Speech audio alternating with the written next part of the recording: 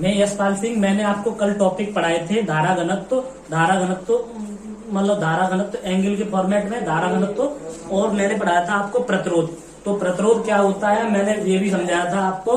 प्रतिरोध एक्चुअली क्या होता है, पदार्थ का एक गुण होता है जो क्या करता है, धारा का विरोध करता है, या धारा प्रवाह का क्या करता है, विरोध करता है। तो मैं आज आपको पढ़ाऊंगा प्रतिरोध के प्रकार। ठीक, प्रतिरोध के प्रकार। ठीक, प्रतिरोध के प्रकार। ठीक, प्रकार प्रतिरोध के प्रकार हमारे दो प्रकार के होते हैं। जो हमारा होता है, एक होता है प्रतिरोध का मतलब श्रेणी क्रम संयोजन, और दूसरा होता है हमारा समांतर क्रम संयोजन। तो क्या करते हैं हम ना, क्या लेते हैं श्रेणी क्रम। श्रेणी क्रम में क्या करते हैं हम ना, श्रेणीबद्ध हम क्या करते हैं, रेजिस्टेंसों को ऐड करते चले जाते हैं, 1 करके ऐड करते चले जाते हैं। तो इस वाले में क्या करते हैं हम ना, श्रेणी क्रम लेते हैं। श्रेणी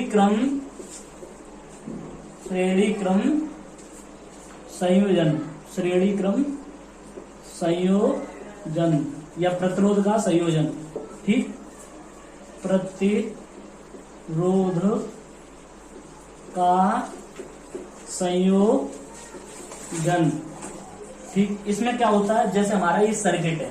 ठीक, ये सर्किट, इसमें सर्किट में क्या हो रहा है, हमारी करंट है वो आई फ्लो हो रही है। ठीक, और क्या होता है इसमें क्या अलग अलग हो जाती है हमारे प्रत्येक प्रतिरोध के लिए, मतलब करंट तो सेम रहता है सीरीज में, और वोल्टेज क्या हो जाता है प्रत्येक प्रतिरोध के लिए अलग अलग हो जाता है। जैसे ये R1, ये R2, और भी मान सकते हैं हम ना दो रिलेट करके देख रहे हैं। ये R1 मानते हैं, इसे R2 मानते हैं। इसके लिए वोल्टेज अलग होगा, इसके लिए वोल्टेज V1, इसके लिए वोल्टेज V2। ठीक, या फिर और भी, जैसे और भी अगर इसका क्या है, और भी इसके सर्किट बना सकते हैं। जैसे हमारा ये हुआ 1 2 3 4, और भी मोर हो सकते हैं, बहुत सारे मोर हो सकते हैं। ठीक है, तो हम ना क्या करते हैं, जो भी हमें क्या करना है, मतलब हमें क्या साधारण रूप से हमें ना याद करने के लिए क्या करना है, जनरली 2 के लिए रखते हैं। तो ठीक, तो सीरीज में जो होता है ना हमारी श्रेणी क्रम। ठीक, श्रेणी क्रम में क्या करते हैं, रेजिस्टेंसों को सेम रख देते हैं, जैसा होता है उसी हिसाब से। जैसे हमारा रेजिस्टेंस, टोटल रेजिस्टेंस क्या होगा इसका, टोटल इसका होगा R1 प्लस R2, और ये हो गया हमारा सेम होता है जैसा हमारा सीरीज में होता है। क्यों इसलिए सेम होता है, क्योंकि इसमें जो करंट होता है सेम इसके लिए करंट है हमारा, और सेम इसके लिए करंट है। और ये मान लो हमारा, जैसे लेट कर लो, हमारे ये पॉइंट हो गया A, और ये पॉइंट मान लो B। ठीक, R1 R2 R3 R4 R5। ठीक, यहाँ तक आप लोगों को समझ में आया। मैं फिर एक बार फिर से रिपीट करता हूँ कि मैंने ना आपको कल प्रतिरोध पढ़ाया था। प्रतिरोध क्या होता है, प्रतिरोध कुछ नहीं होता, पदार्थों का गुण होता है जो धारा के प्रवाह का क्या करती है, विरोध करती है। और जो पदार्थ मतलब विरोध करता है धारा का, उस पदार्थ को बोलते हैं प्रतिरोधक। ठीक, जो प्रतिरोध होते हैं वो हमारे दो प्रकार के होते हैं, श्रेणी क्रम संयोजन और समांतर क्रम संयोजन। और श्रेणी क्रम संयोजन में क्या करते हैं हम ना, इस मतलब श्रेणीबद्ध होते हैं, रेजिस्टेंस होते हैं वो क्या होता है हमारे श्रेणीबद्ध होते हैं। तो इसमें क्या होता है, सबके लिए करंट तो सेम होता है, पर प्रत्येक रेजिस्टेंस के लिए या प्रत्येक प्रतिरोध के लिए क्या करते हैं, हमारा वोल्टेज क्या होता है, चेंज हो जाता है। ठीक, तो इसका जो टोटल रेजिस्टेंस आएगा सेम श्रेणी क्रम रख देते हैं, R1 प्लस R2। ये हो गया इसका फॉर्मूला। ठीक, अब मैं आपको बताता हूँ यहाँ तक, और ये मैं ना मतलब मोर के लिए दे दिया है। जैसे हमारे मोर प्रतिरोध है, अधिक प्रतिरोध है, क्या है, अधिक प्रतिरोध है। ठीक, अब यहां तक आप लोगों को समझ में आया। चलो, तो इसी प्रकार हम क्या करते हैं, आगे चलते हैं।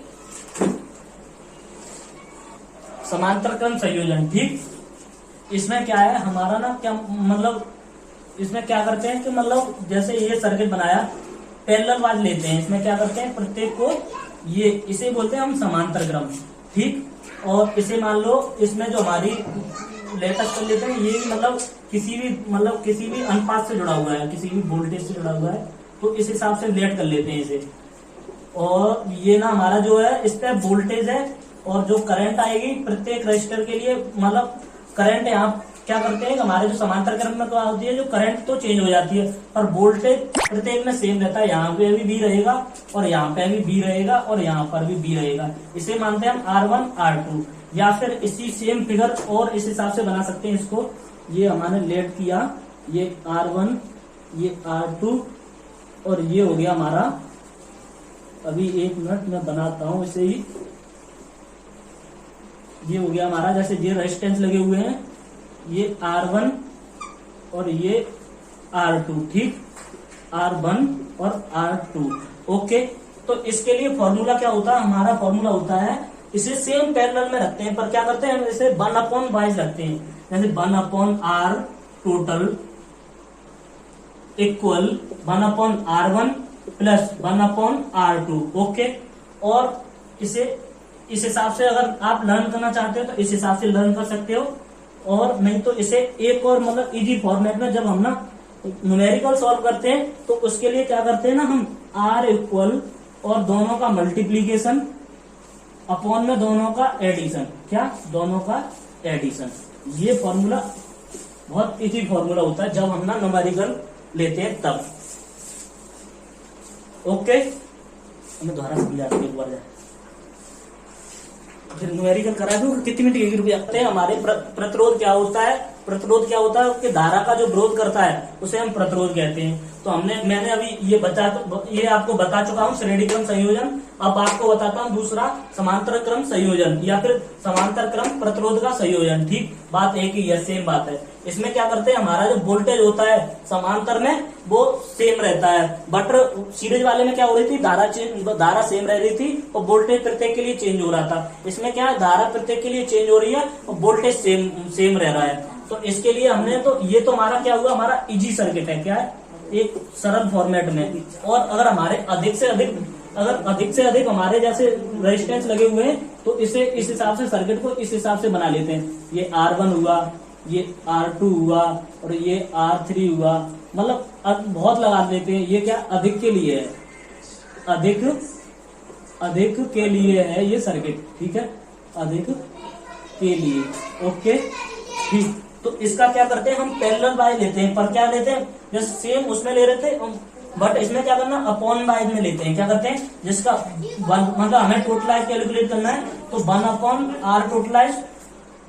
तो इसका क्या होता है, जो टोटलाइज कैलकुलेट करते हैं इसमें से जो प्रतिरोध का, तो इस अपॉन के फॉर्मेट में होता है 1/R टोटलाइज equal 1/R1 plus 1/R2, क्या 1/R2। ओके, तो ये क्या हमारा फॉर्मूला है। जब हम न्यूमेरिकल सॉल्व करते हैं तो इजी फॉर्मेट में याद करने के लिए, लर्न रखने के लिए क्या लिखते हैं, R टोटलाइज इक्वल दोनों का मल्टीप्लीकेशन अपॉन एडिशन। ओके, ये बट दो रेजिस्टेंस के लिए ये अवेलेबल है बस, और के लिए तो फिर हमें सेम फॉर्मेट लगाना पड़ता है, यही वाला फॉर्मेट। जैसे अधिक के लिए इसे मान रहे हम R1, इसे मान रहे हम R2, इसे मान रहे R3, इसे मान रहे R4 और एक और लगा सकते हैं इसमें समझने के लिए अपने R5।